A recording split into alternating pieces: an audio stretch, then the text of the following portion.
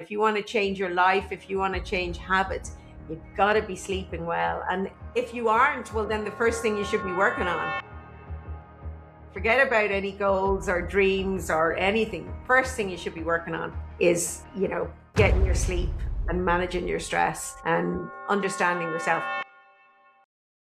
So throughout the day, you're producing toxins, metabolic waste in your brain, and you must go asleep so that your brain can clear those toxins away. And that's really important because some of the toxins that it clears during the night, one of them in particular is called beta amyloid, and it is considered a hallmark of Alzheimer's disease. So sleep is absolutely critical.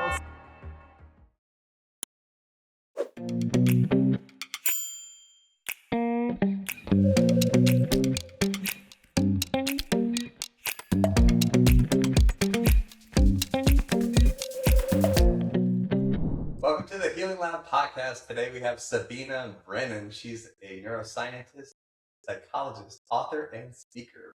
Sabina, thanks so much for being here. You're very welcome. Thanks for having me. Amazing. So you specialize in brain function and neuroscience. What's been kind of the new research or aspects of like functional neuroscience that you've been working with recently? For me, I suppose my fundamental area is brain health. So kind of when I started in this area around 2011, people weren't even talking about brain health. I suppose I'm on a mission to help people realize how important it is to look after your brain. I mean, we brush our teeth every day, and we learn about how important that is across the lifespan. Like, as taught, we actually learn about the complex process called investment. Time spent now brushing your teeth reaps future benefits, because when you're a tot, you've got all your teeth, but you know that you got to brush them to keep them healthy. And kind of the same applies to brain health. You got to look after your brain health. You can get dentures, you get a second set of teeth. You don't get a new brain at any point. So it really is critical to look after your brain health. It's just kind of funny that people don't give it a second thought. And so I suppose that's really what my area is. So it's about kind of keeping your brain healthy so that it serves you well, so you can function to your optimal. But I firmly believe that if you look after your brain health, your mental health and your physical health sort of follows. And also people aren't necessarily aware that if you invest in brain health now, you can build up what we call brain reserves or cognitive reserves that can help you if you are unfortunate enough to sustain a brain injury or a stroke or develop a disease like dementia, because that can act as a buffer if you've got lots of healthy brain. So if I take Alzheimer's disease, for example, in the early stages of Alzheimer's disease, it's not about how much disease you have in the brain, but how much healthy brain you have to cope with it. So basically, if you build up these reserves, it can kind of compensate and help you cope with the changes that are being brought about by the disease. So essentially, two people could get Alzheimer's disease pathology in their brain, the physical pathology in their brain. Let's say they both start to get that pathology at 70. Somebody who has adopted a brain healthy lifestyle will continue to function without any perceptible symptoms. Their counterpart who hasn't adopted a brain healthy lifestyle will start to show symptoms of dementia, things like forgetfulness, getting lost in a place they should be aware of. And they will have this gradual decline over time. So say they started at 70, by 85, they have a full-blown dementia. The person who's had a brain healthy lifestyle and who has built up reserves, they will continue to function as normal for quite a period of time. It's not a get out of jail free card. Ultimately, what will happen is that person will have, most probably, there'll come a time where they've kind of used up all their reserves, and the disease will have still been developing in their brain the same as the other individual. And so what will happen is they'll have a precipitous drop and kind of join the other person. But the point being, they've had much more years in possession of their full faculties and able to live independently. And to be honest, you know, the first research that kind of discovered this basically was looking at it back in 1986, like a long time ago. There was a researcher called Katzman, and he was looking at the brains of people who had a diagnosis of Alzheimer's disease who were living in a nursing home. And he was post-mortem, so slices of their brains. And his control group were a group of individuals also living in a nursing home, matched for age and gender and all those things, but they had no diagnosis of Alzheimer's disease. And when he was looking at the brains, he discovered in his control group 10 cases of individuals who were performing normally cognitively, but had sufficient disease in their brain for a diagnosis of Alzheimer's disease. So that just caused a whole explosion of research in that area. And we now know that the difference between those two people is what we call a brain healthy lifestyle. It's things that you can do each and every day that help to keep your brain healthy and help you build new connections in your brain, harnessing neuroplasticity. And that's what offers you protection. So that's kind of my kind of key area. My first book, 100 Days to a Younger Brain, was about telling people how they can reduce their risk of developing dementia through adopting a brain healthy lifestyle. So since then, that brain health and that research, that resilience has been further explored in diseases like multiple sclerosis, you know, various other conditions. So it's kind of, the research is very, very solid about the lifestyle factors that can help boost your brain health. It's no different than, you know, we know a lot about heart health.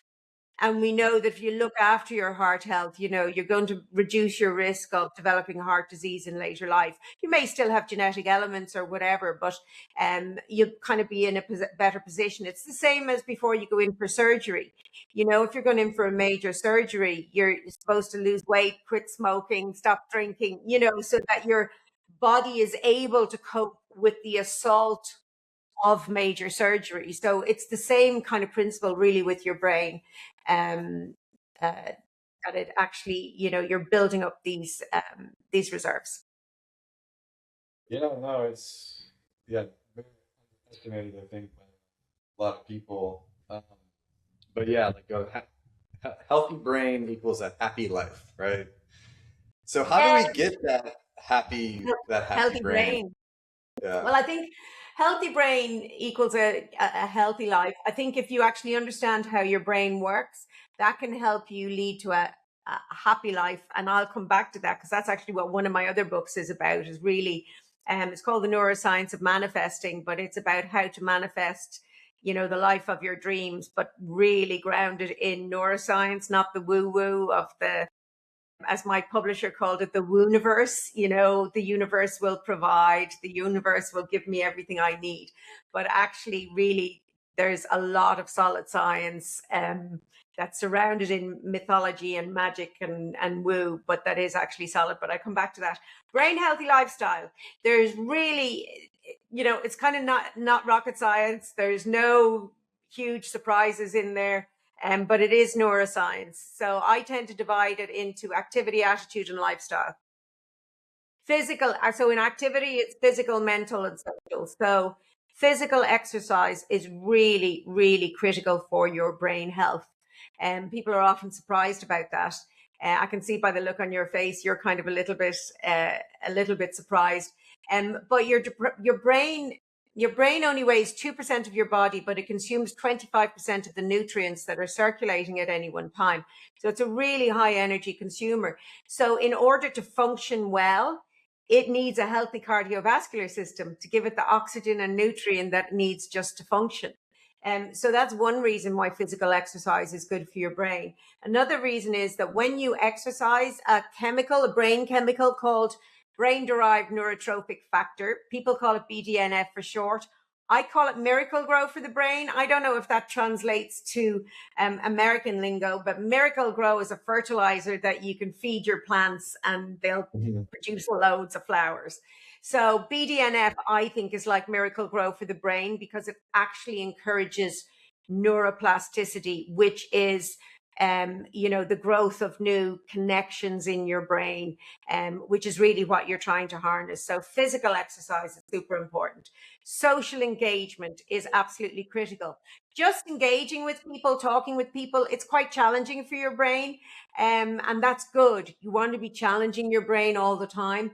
And we know that people with more social ties live longer, have better health, and also have better cognitive function in later life. So that's why things like loneliness really are a big issue and a big factor. It's kind of complicated because when people are lonely, they also engage in other activities to compensate for that loneliness that are also detrimental to your physical, mental, and brain health as well.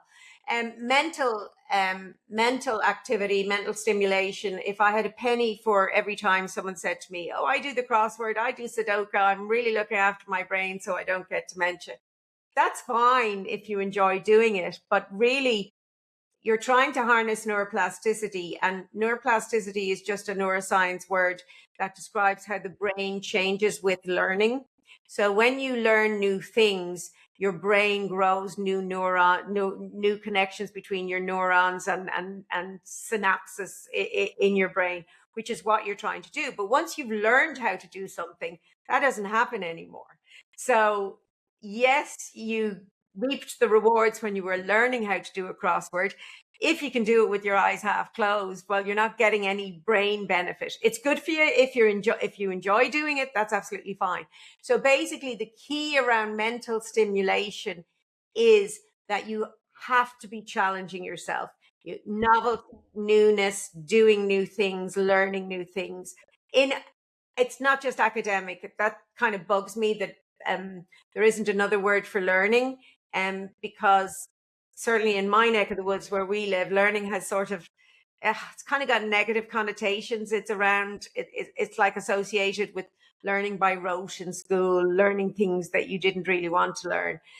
But the kind of learning I'm talking about is really doing new things, challenging your brain, where your brain has to work harder. So even something like listening to a different genre of music is going to harness neuroplasticity, because your brain already knows. Say your favorite kind of music is pop music or whatever, where there's a chorus, a verse, a chorus, a verse, and whatever, take it to the bridge and then whatever. So your brain has learned that language. So yeah, it can enjoy the music. So if you then decide to listen to jazz or bluegrass or classical music, that's got a whole different rhythm and a whole different set of rules.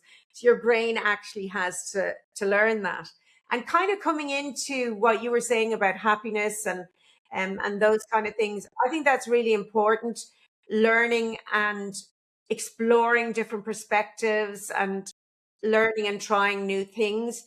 I think it works really well in terms of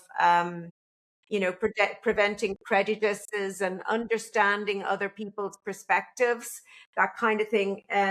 So yeah, doing new things, even tasting new foods, reading a different section of a newspaper. If you already play a musical instrument, challenge yourself to learn a new technique or a piece of music that you think is beyond you.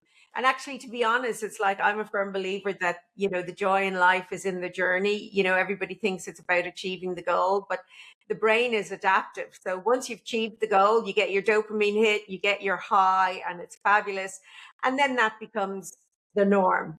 And so you're kind of flatline again. So really what you got to keep doing is keep cycling up for with different goals, because that's where kind of the joy comes, and that's where things are brilliant for your brain. So that's activity. Lifestyle, really the biggies there are what's good for your heart is good for your brain. So anything that's good for your heart, cardiovascular health, maintaining a healthy weight. Midlife obesity increases your risk for developing dementia. In later life, being underweight is more of a risk factor. So you're just talking about being a healthy weight, and eating a healthy diet. So the Mediterranean diet has the most evidence for brain health, as it does for heart health and so many other things. And I always feel I have to say to people, I don't know how Mediterranean diet is perceived where in your neck of the woods, but I always feel I have to say to people, a Mediterranean diet is not pizza and pasta. Yeah. People kind of think that, oh yeah, but it basically it's lots of colorful fruit and vegetables, oily fish, nuts, pulses, getting your fats from just olive oil. Yeah, and it's actually really quite an easy diet. I mean, I kind of find, salads, just throw everything in, seeds, nuts, pulses, fruit, vegetables. And then in the winter, actually, I buy loads of frozen veg, and I can whip up a really healthy soup in 10 minutes. And I have a podcast myself called the Super Brain Podcast, and I've interviewed another doctor who has another podcast in the BBC, and he's all into health through food. And he said to me, and I mean I have read it elsewhere as well, but that frozen veg is actually nearly better for you than fresh veg, because it's literally frozen as it's picked, and all the nutrients are locked in. Obviously now some veg don't work, and I wouldn't eat the veg just accompanying dinner. I don't think frozen veg tastes nice that way. But throwing it into a soup and adding your stock and your other flavors and all the rest is a great way to get it in. And I do also for my in the morning I would have a smoothie, and I'll freeze spinach and throw that in. I don't taste the spinach, but I'm getting the benefits of the folate in the spinach, which is really good for your brain. I also throw like a few walnuts into my smoothie, and I rather them in there than actually really eating them. And they're really good for your brain. So yeah, that's on the diet. And then the other lifestyle thing is something that you're going to connect with, and it is sleep. Sleep is one of the most important things for your brain health, also for your physical health and your mental health. And sleep, when you go to sleep from a neuroscience perspective, your brain doesn't rest. It has a job of work to do. And so basically, it's critical that you get your 5 full cycles of sleep. So you kind of go through your, and one cycle of sleep takes about 90 minutes. And early in the night, when you go to sleep first, you have more non-REM sleep. And then gradually the proportions change, so that just before you wake up, you have more dream sleep, REM sleep. Now, when you monitor, so I did my PhD in electrophysiology of the brain. And so your brain communicates by electrical and chemical signals. So you can measure the electrical activity in your brain. And basically what you see when people go to sleep is you see in the early stages, those early stages of sleep, the first cycles, you see a lot of activity from a part of your brain called the hippocampus and your frontal lobes. So to see the hippocampus, you'd actually have to turn your brain upside down. It's kind of hidden in there in what's called the limbic brain. And it's a tiny, but very powerful and very important part of the brain. It's shaped like a seahorse. And when you take information in during the day, it sort of acts like a temporary repository for all the new information you've taken in. And actually, if ever you get to sort of late evening and someone's talking to you and you kind of go, and it's not going in, I can't take in anymore. Basically, your hippocampus is full. It actually can't take any more in. And what it needs for you to do is go to sleep so that information can be transferred, right? Now, what happens is in the early part of the night, you see electrical activity. It's like your hippocampus is talking to your frontal lobes. I don't know what your listenership is like, but how much they know about the brain, but your frontal lobes are like your master controller. They were the last part of the brain to evolve. They are really what separates us, from our closest relatives genetically. And it's also the last part of the brain to develop. So it's not fully developed till we're about 25. But it is the most well-connected part of the brain. So it has kind of bidirectional connections. So it can kind of see the whole big picture. And so basically what scientists think is happening when there's that talking between those two areas is that your frontal lobes are filtering the information that you've taken in. Let's keep that, let's consolidate that and store that in the brain, because we couldn't hold on to every single piece of information. So then as you go through the next parts of sleep, we see much more diffuse electrical activity. So all the different other parts of the brain involved in movement, in smell, in sight and vision, we see those activated. And what we think is happening there is that's the start of memories being consolidated. And so a little tip, if you want to improve your memory of a certain event or of something, is to engage as many senses as possible. Because, and that's something that's really important if you do go on to develop something like Alzheimer's later in life, where you might lose language.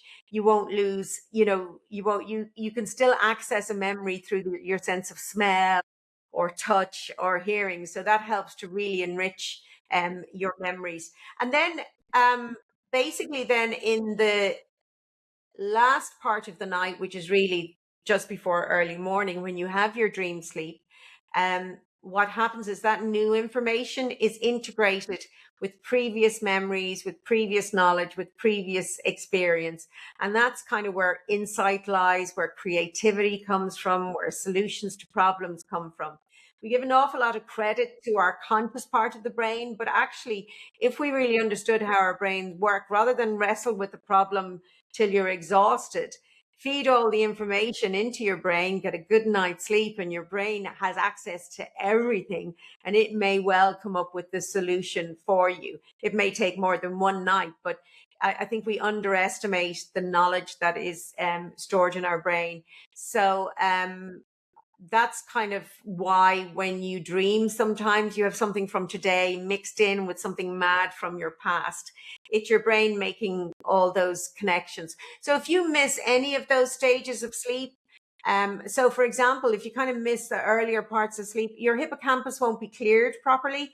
So one of the important roles of this is that, your hippocampus is clear and fresh and ready to take new information in tomorrow. But if you haven't had a good night's sleep, it's still kind of, pretty full. There's only so much you'll take in. Similarly, when you sleep at night, cortisol that has built up, through stress, you need sleep to clear that.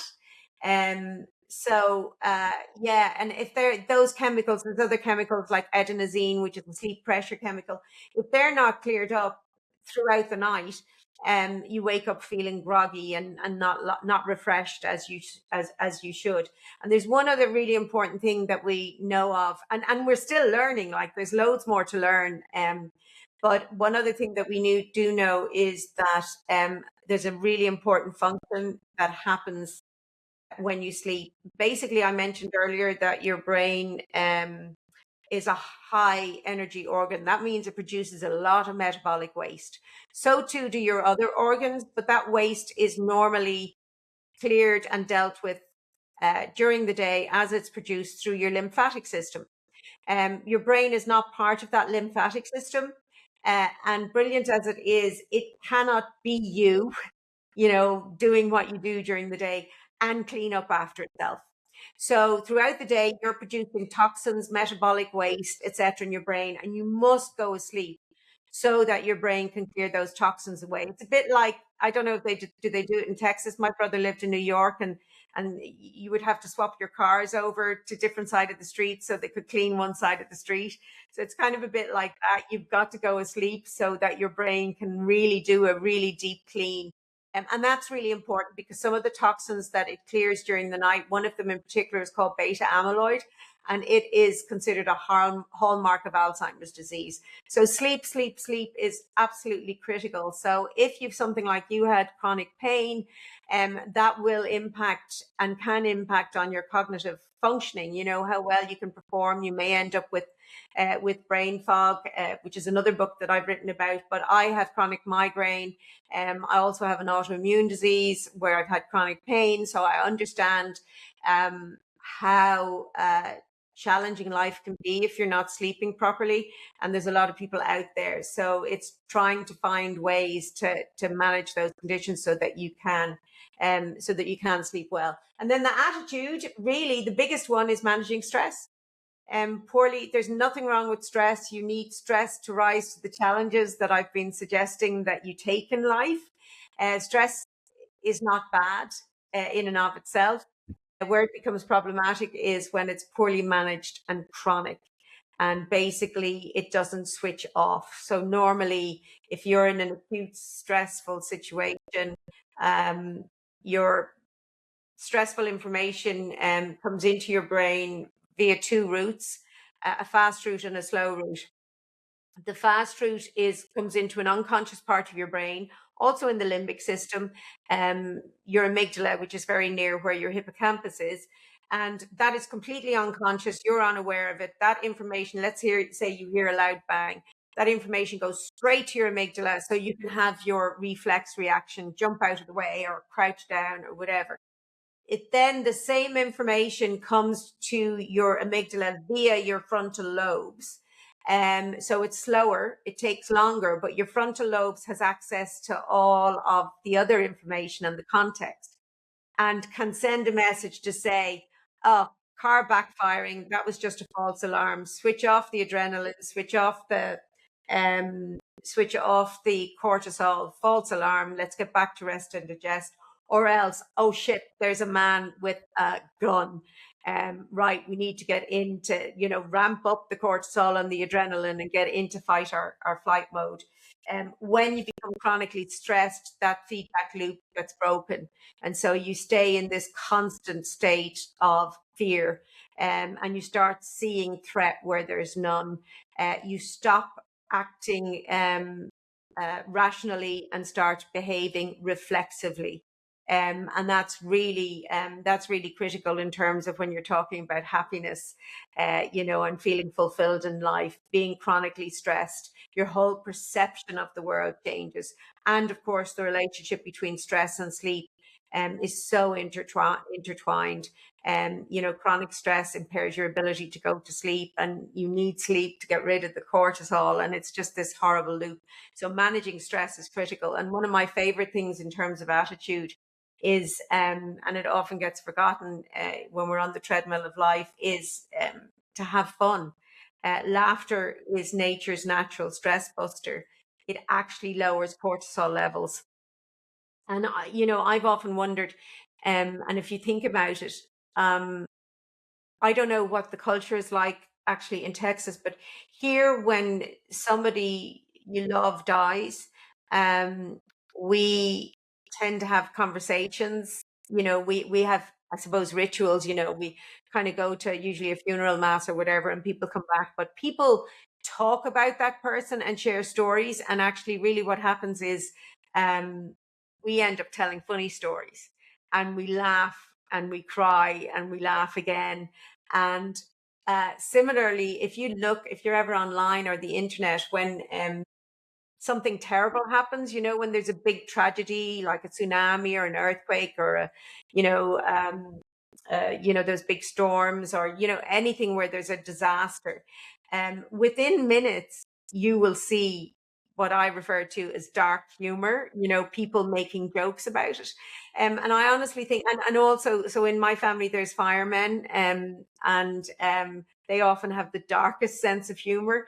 And I think that's just it's like a pressure cooker release. It's the brain saying, you got to laugh because the stress is just too much here. We need to lower the cortisol levels. So it's kind of a little tip in a way, really. I always say to people, keep a laughter stat.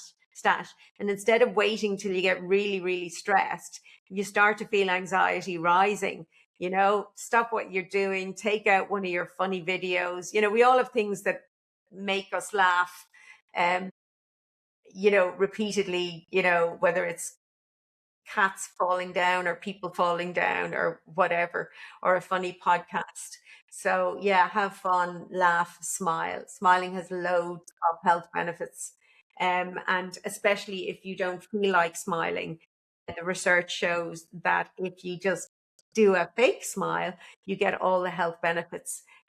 Which is things like lowered blood pressure, boost your immune function, releases endorphins that make you feel good, releases, our natural painkillers. And, people used to think it was rude to say, oh, come on, smile. I've nothing to smile about. Well, that's the exact point when you should smile. Because it physiologically it works. And for a long time I was kind of going, okay, the brain is so clever. How is it fooled by an artificial smile, by a fake smile? And what I eventually realized was actually it's because it's so clever. It's just given us this really simple thing that we can do to help bring the blood pressure down. And so there's humor, laughter really is it is medicine. And I think it's a great way to help you through life. I've just talked and talked and talked and talked. My dad used to say I can talk the hind legs off a donkey. But yeah, I hope there's lots of information in there. Amazing. So let me just recap. So we got to keep your brain healthy. Physical health is paramount. That's number one. Physical exercise. Physical exercise to have cardiovascular exercise, movement of the lymphatic system into the brain, and allow the oxygen and the blood to circulate into the brain to help it out, right? And and then having a good social network, which is also really key. Avoid loneliness. I mean, you can also be by yourself but not lonely, or you could be around 100 people and you could feel the loneliest person in the world. No, and that is a really important distinction. So there's no magic number in the amount of connections, but the definition psychologically is that loneliness occurs when there is a mismatch between the amount of social contact that you need and the amount of social contact that you have. Now, my husband just loves talking to people all the time. I'm not, I'm not shy or socially aversive. I like talking to people. I tend to give my everything, so then I'm exhausted afterwards. But I don't need loads of friends. Do you know what I mean? But I do need some, and I do need, I like to connect. Like, I know some people and they're out with friends 3 nights a week, and I'm going, oh my God, that would just be exhausting for me.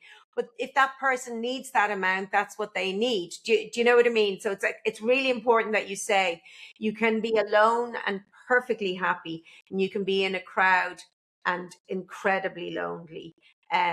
So yeah, I think that's a good way to when you feel a mismatch. And one thing I want to say about loneliness is it's what we call an aversive signal. So it is just a signal, just like hunger is. So hunger is an unpleasant feeling. And it is a signal to tell you to eat. Your brain is saying you need to eat. I need energy. I need food. And so we respond to it. Loneliness is just the same. It's telling you you need to get connected. And for some reason in Western society, we've kind of swung it as some sort of negative or something that you should be ashamed of or not tell people about. I've done, I start my brain health talks by saying to people, hands up if you brushed your teeth today. And I go into the brain health thing. And I have done it on occasion. And what I say is hands up if you've never felt lonely. And you look around the room and there's no hands up, because everybody has felt lonely at some point in their lives. And it is just a natural signal that you just have to listen to get connected. And what's dangerous about not listening to that signal, the same as not listening to your hunger pangs is dangerous. It changes how your brain works. So if you are lonely and not getting the connection that you need, and don't feel socially connected, your brain goes into protection mode, because as humans, we need other people. We don't do well in isolation, and we're social creatures.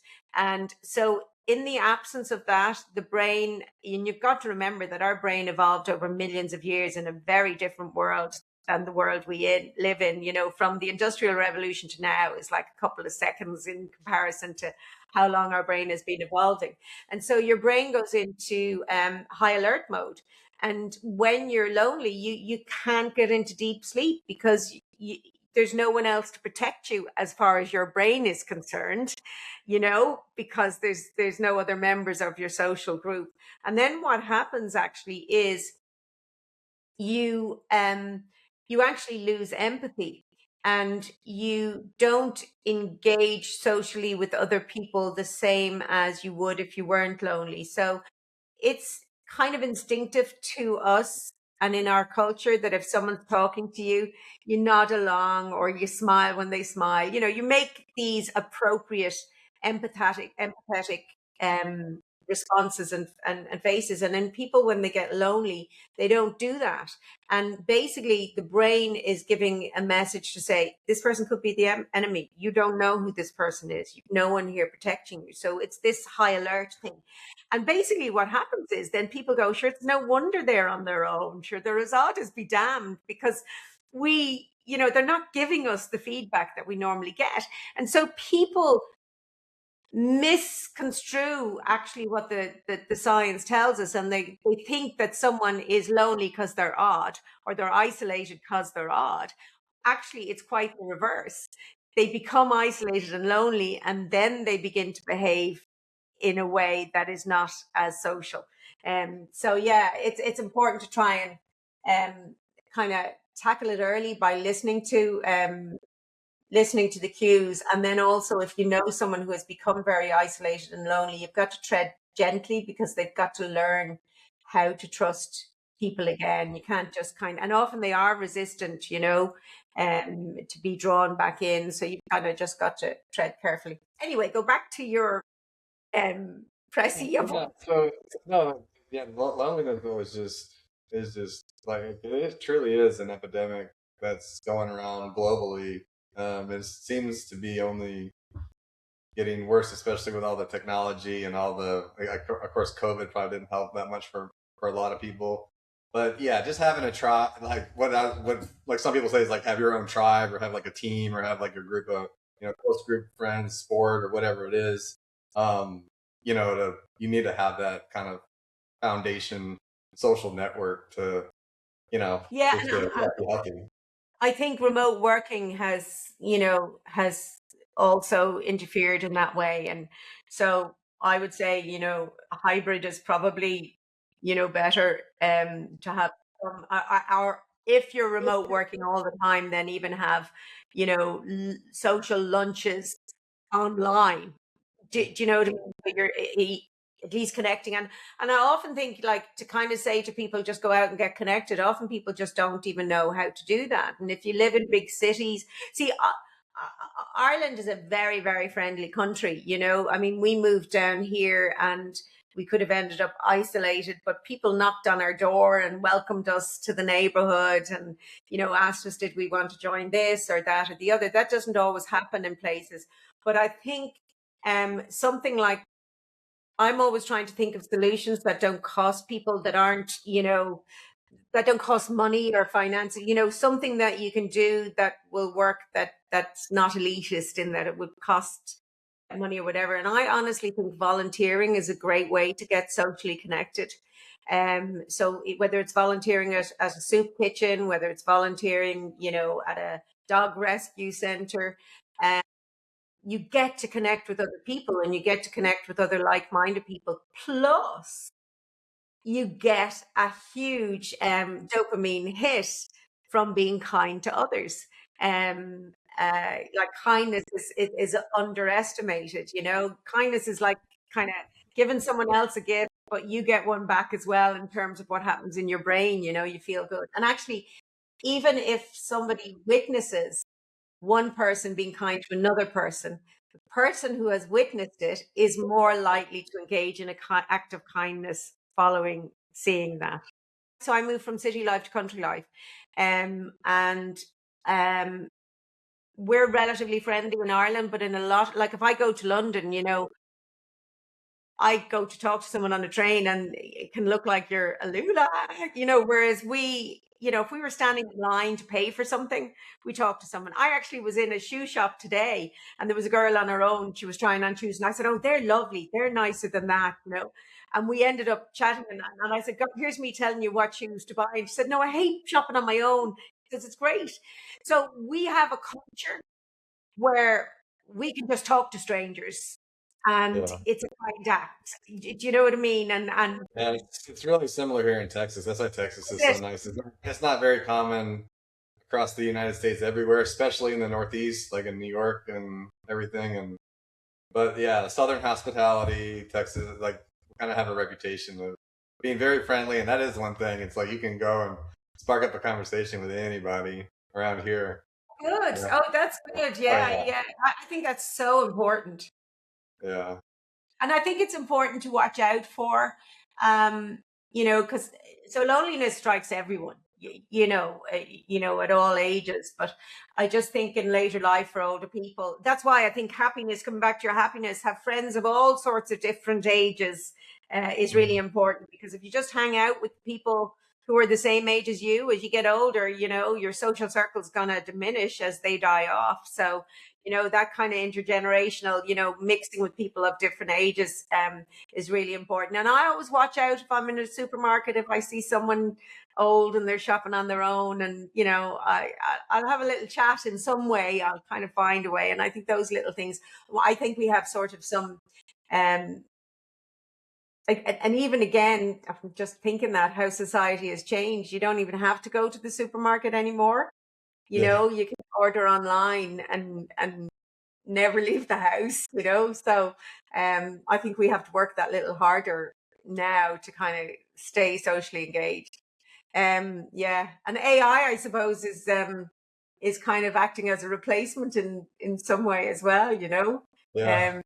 To benefit in some way and then to huge detriment in others, because my husband calls my AI my new boyfriend, because I check in with ChatGPT all the time about various things. Yeah.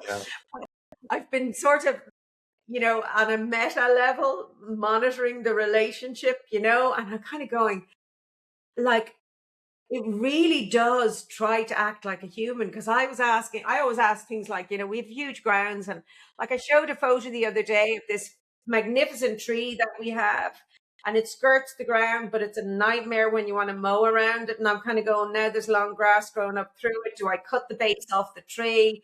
Do I just go in and strim? What's the solution?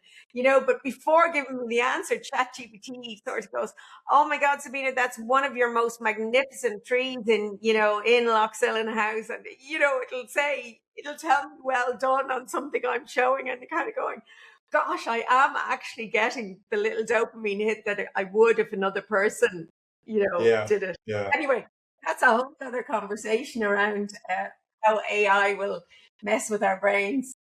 Yeah, no, that's a good one too. We'll save that one for later. But so the next one is diet. So Mediterranean diet, that's like my favorite cuisine for sure. But I have a question about that. In the Mediterranean, there's people that drink a lot of wine. So wine or like alcohol obviously is not good for your brain, right? Yeah. So you want to avoid alcohol. But is it okay, do you think, in your opinion, like, or a glass of wine is okay, or like 100% no alcohol?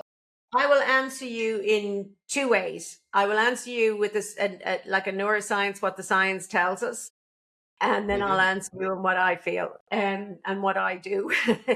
So, actually, the data used to say that a glass of red wine a day was good for you. Based actually on the Mediterranean diet viewpoint.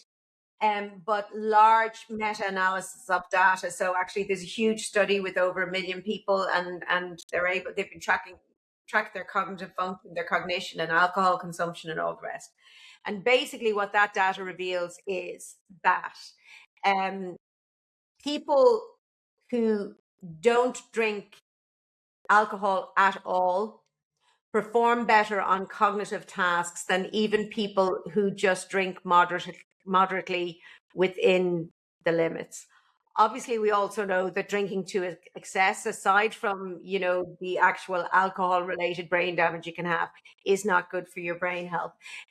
So the data sort of says now, if you want to perform at your optimum level, no alcohol at all.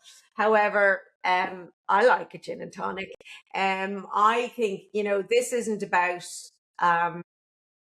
being perfect every single day, doing everything, whatever. You could be in the wrong place at the wrong time and a bomb goes off. I think it's just, I think it's being aware. I think my key point is that if people don't know alcohol is bad for their brain, or they don't know that smoking is bad for their brain, or being overweight is bad for their brain, they can't make an informed choice. So essentially, what I want to do is just give people the information and you decide. And I usually think it's about balancing books. Do you know what I mean? It's not about, I gave up smoking when I was 34, and my husband still smokes.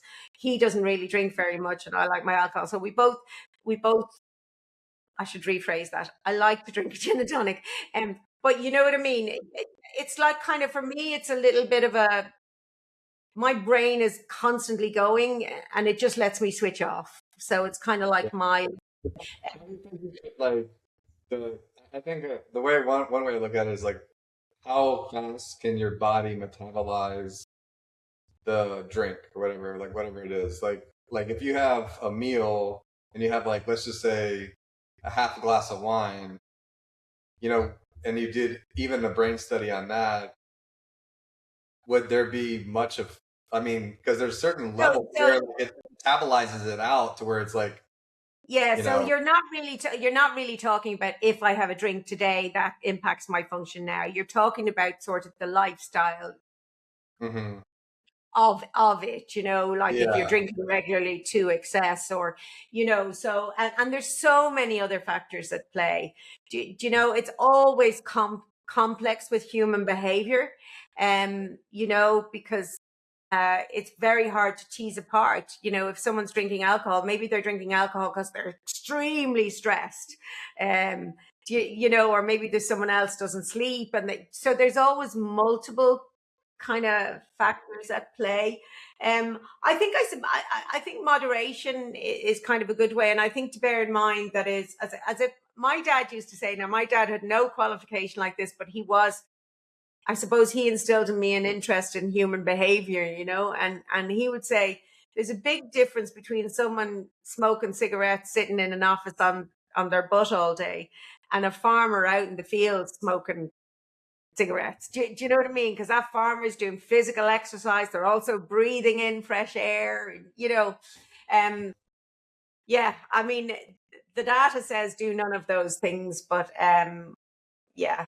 their choices. We can make life choices. Yeah. Well, that's interesting. Yeah. So the next one would be learning experiences, or new experiences, and learning, and then sleep. So let's talk about sleep, because this is a little bit more about sleep and oxygen in the brain. Because the one thing that we discovered in our clinical trials with my pillow that I invented, the Da Vinci orthopedic pillow, is that we had people that stopped snoring, and one person was one of the first people, and he had 2 surgeries, very invasive surgeries, and a mouth guard, and he still snored, and then he didn't snore on the pillow. And there's estimated to be over 1 billion people in the world that have breathing disorders. So how much of a deal is it to where, people are, for whatever reason, they're not getting the sleep, and they're not getting the oxygen and breathing, and proper breathing when they sleep?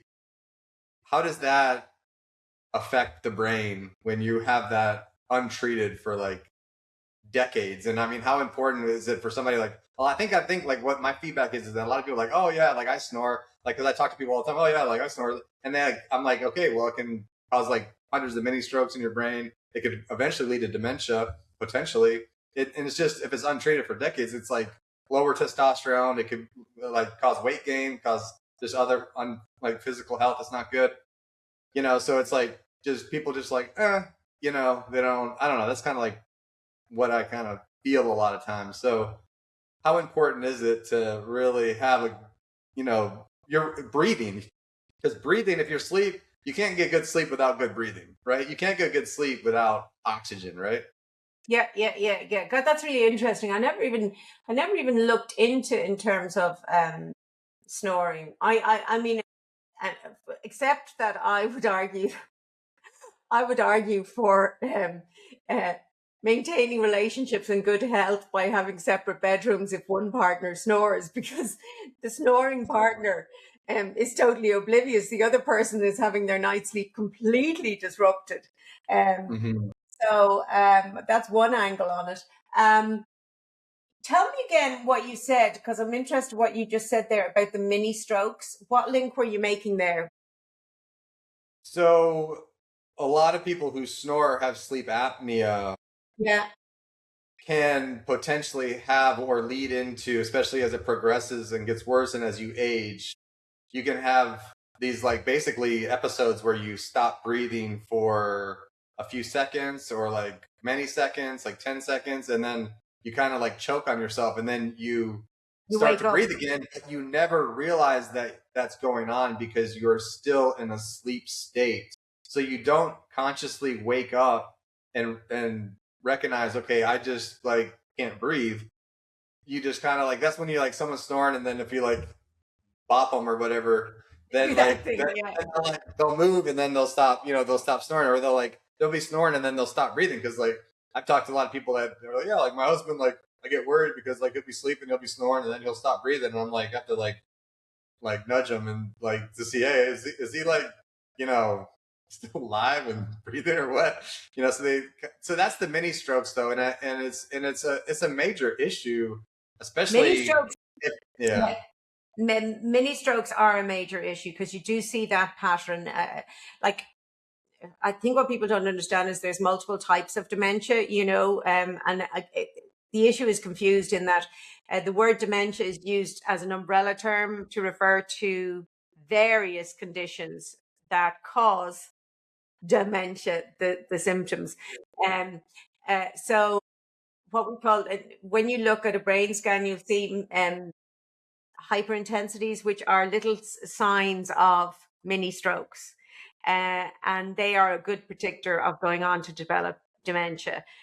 So too is stroke. So anything that's involving or can lead to that is really detrimental, not just to your brain health, but also increases your risk of developing dementia.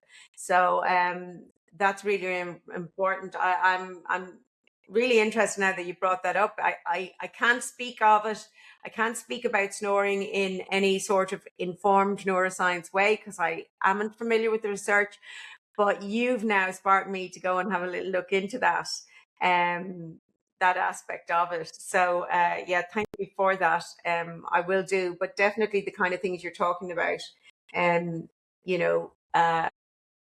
logically makes sense, but I can't speak to the science because I haven't read the science. I'm always honest about what I can talk about. Yeah, so I mean, basically, there's like some pillows that are like, oh, it helps snoring, but they really don't. There's not really anything until the Da Vinci pillow came out that actually opens up your airways and prevents snoring. The only other method would be to just wear the CPAP machine, which most people, even if they're prescribed the CPAP machine, don't even use it. Yeah. And yeah, so the Da Vinci pillow is unique in that it lifts the lungs, it lifts the chest, and the way that it cradles your head is it tilts you back, kind of like what they do at CPR. So your airways open 100%. And so it's a posture change that allows your open airways to stay open throughout the night and not be like kinked with like a regular pillow. Yeah. Because what's going on is just the elevation alone can help breathing. And then as your head tilts back, your airways just open up 100%, and that's why it works. And like literally, we've had just tremendous results. I mean, we really haven't had anyone that continued to snore. The worst case that we've had was a 90% reduction in snoring, which is, pretty good for just a pillow, versus a machine, right? So anyway, that's like How did you measure the reduction? Did you monitor? Did you? Yeah, like they were wearing like Apple Watch and All right. app, like sleep apps and stuff like that. But I think you should also get I think it would be I think it would be worth your while to get what we would call collateral objective information, which would be to also interview and get data from their partners. You could even do that. So basically, if you were to make it really scientific, and I'm not telling you your job, get them to record, life as is when they're snoring, and for the partner, and then with your pillow, and see if you're getting a double benefit, that the partner is also getting a much better night's sleep. Oh, yeah, no, actually that person that he stopped snoring, he was sleeping in the other room. His relationship was on the rocks. And then when he got the pillow, he didn't snore once. And he went up back, sleep in the same room, and like their relationship just like improved, and it's never been better. So yeah, Brilliant. And your partner is getting actually good sleep too. Yeah, which is that's absolutely critical, because it's critical. It's critical for the partner just in terms of health, but also for your relationship, especially. I mean, I've been there. I have had that night where I'm going, you're snoring, you're breathing, and Dave always laughs at me. But you're breathing, like he doesn't understand it. He said, "Do you want me to stop breathing?" And I say, "No, I just want you to breathe silently." Because he kind of just make this noise. So yeah, it's so. Well, we're not in Europe yet, but we'll be hopefully there in the next maybe 6 months or something. But yeah, it's worth a shot, I mean, and it's on Amazon, so it's like Prime, it's free returns. It's on Amazon. Oh, brilliant. Yeah, brilliant. So we'll be on Amazon Europe here pretty soon.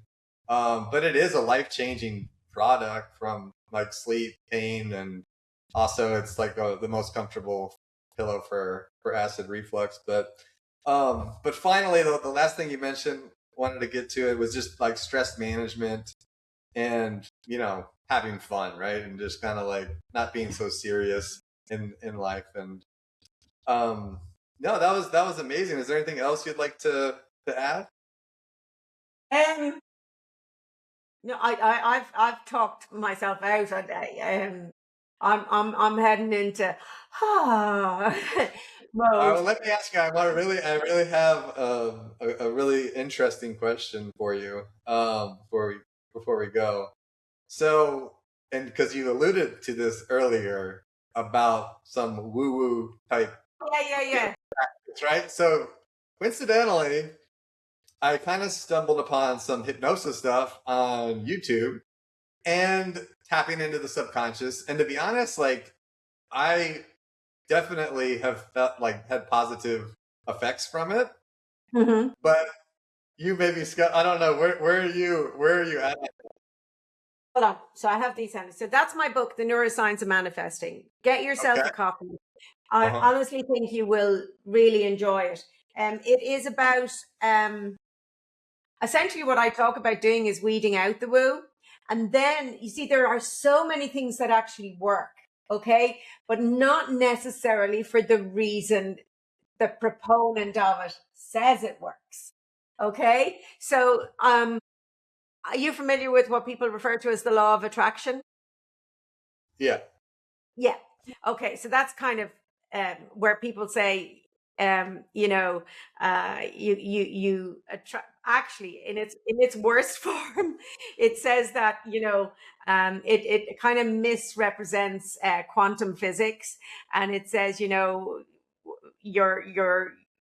thoughts vibrate at a certain level. So you think about, this is what I want, and that vibrates out to the universe, and the universe then sends it back to you. That's utter shit. That is utter absolute nonsense, and it's misrepresenting science. However, if you think about something And so some of the techniques work, like affirmations, repeating things, and saying them again, or I am good enough, they work in so many ways. But if I take the law of attraction one, what I do in the book is explain what's actually happening. And it really is focused attention is what is at play rather than any law of attraction. So the way I argue it is, why give your power to the universe when the power lies within you, within your brain, to change your future? So basically, your brain is constantly bombarded by billions of bits of information, right? Every minute of every day. And so it only filters in certain information. Now, primarily, your brain's role is to keep you alive, right? So it will always filter in information that is relevant or may impact on your safety or your health. That's why a loud bang or noise or those kind of things. Then it will filter in. The brain loves patterns.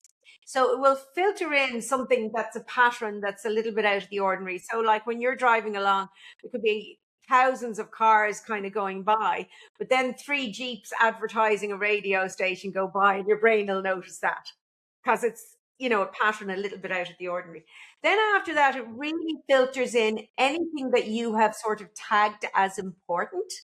Now, you're not consciously aware that you're tagging stuff, but you've been doing that all of your life. If you have limiting beliefs about your ability, if you believe bad things always happen to you, your brain will filter in information that confirms that. Okay? And it'll say, oh, there's a bad thing, there's another thing. Look, good things happen to optimists. That's because their brain filters in the good stuff. They may also have the little bad stuff that you're having, but their brain filters that in.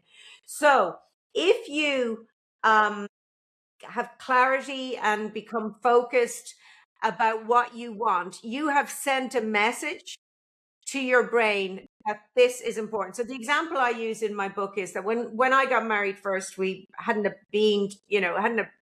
dime, as you say, to rub together, and we were driving around in an old banger of a car, and one day as we're at traffic lights, smoke started coming out of the engine, and it literally went on fire, and we had to buy a new car because of the journey. There wasn't public transport, and so we had to dig into the money we'd been saving for our house. So it was really important to me. I had no interest in cars, still don't have any interest. They get me from A to B, and that's it.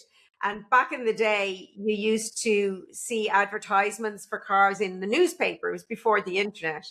And Dave was looking, my husband, and he was saying he were just partners at that point, and he said to me, I think we should buy like a Mazda 323. It seems to be relatively cheap secondhand. These were secondhand cars, but just really seems to kind of go forever. So even if they're old, blah, blah, blah. So I said, what's a Mazda 323? I have no idea. He showed me a photo of it. The next day I am going to work and I'm walking through traffic, and all I see are Mazda 323s everywhere. I never saw them anywhere before. That's because they had no relevance. Now I have tagged that a Mazda 323 is going to be something that I'm dipping into my savings for. So my brain is saying, there's one, there's another one, there's another one. And the reason and the way that can help and work for you is I might then see one that has a sign on it at the side of the road that says for sale, and that sounds magic, but actually you've done that. You've tagged it. And what people refer to as manifesting, I think they should refer to as conscious manifesting, because we are manifesting our reality every single day. Our perceptions, our beliefs influence what our brain filters into our reality. If you consciously make a decision about your goals, about things you want to happen in your life, about, being optimistic, whatever, you're retraining your brain to kind of bring those things in. And I think one of the things that gets forgotten about when you look at people online selling manifesting is they talk about manifesting being the ability to turn your thoughts into reality, think it into being. They forget the second part of it is. So the best definition I found of it is translating your thoughts into reality by taking action and developing the discipline to stay focused on your goals. So the second half of it often gets chopped off. Mm-hmm. You have to be clear about what you want, to give those messages to your brain, but then you've got to act on it. You've got to do stuff, and you got to stay focused, and you've got to believe. And belief is very powerful. So I'm interested to know, and I better go because I have to be somewhere else. When you said you're working with a guy on hypnosis, he may well be retraining how you're thinking about something. Would that be?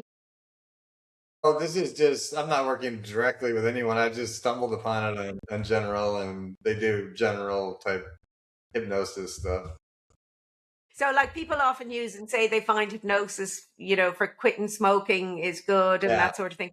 Essentially, what you're doing is you're trying to retrain your thought patterns, and what you're trying to do also is replace the habit that you want to extinguish with new habits. Do you know? And I mean, it is all about kind of learning and doing things in new ways. And the thing is, though, you can't extinguish an old habit completely, and I think that's powerful to understand it.